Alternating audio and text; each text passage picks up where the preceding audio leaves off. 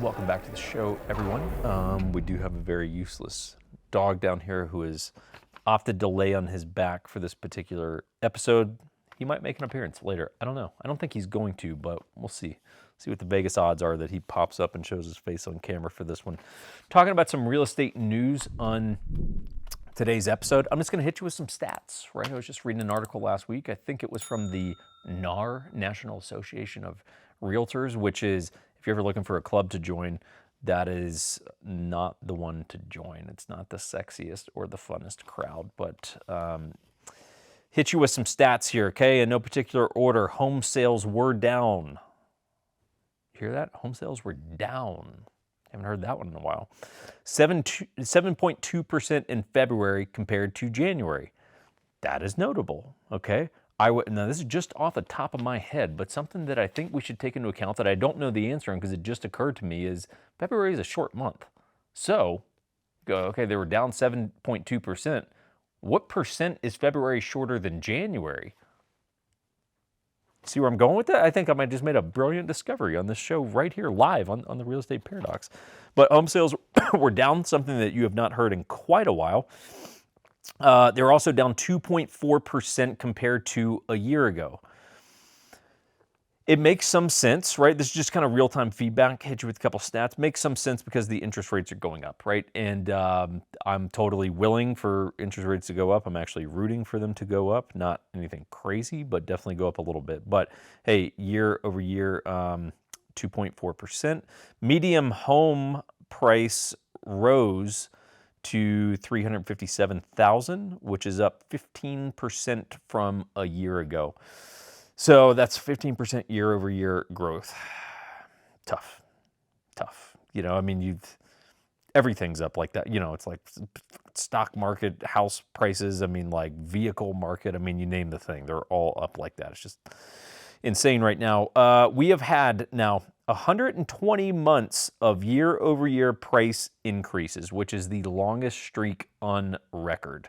So 120 months of year-over-year price increases, aka February 2022 was more than February 2021.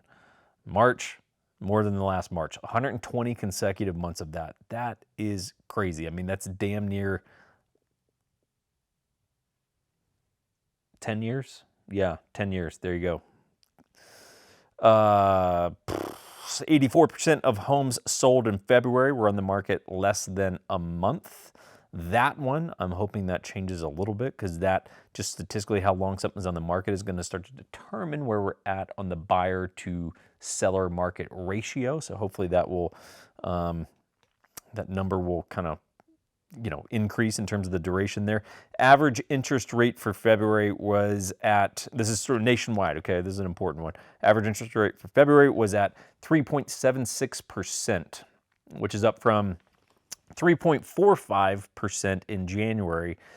And the national average last year was at 2.96%. Man, that is wild how low that number is. But compared to the average number last year, 2.96%, January was at 3.45, February was at 3.76. So the rates are on the rise. I think that in March, you'll probably see that number go up again and start to get up to around the 4% mark. Because I know there was a video a couple of maybe a week or so ago, we were talking about the national average that week was 4.06%. So that will likely climb to over 4% as a national average in March. So TBD, but that's kind of what you can expect. And that increase in the interest rate is, of course, what's leading to that slight slowdown in the sales volume because people are just starting to feel that payment a little bit more as that rises.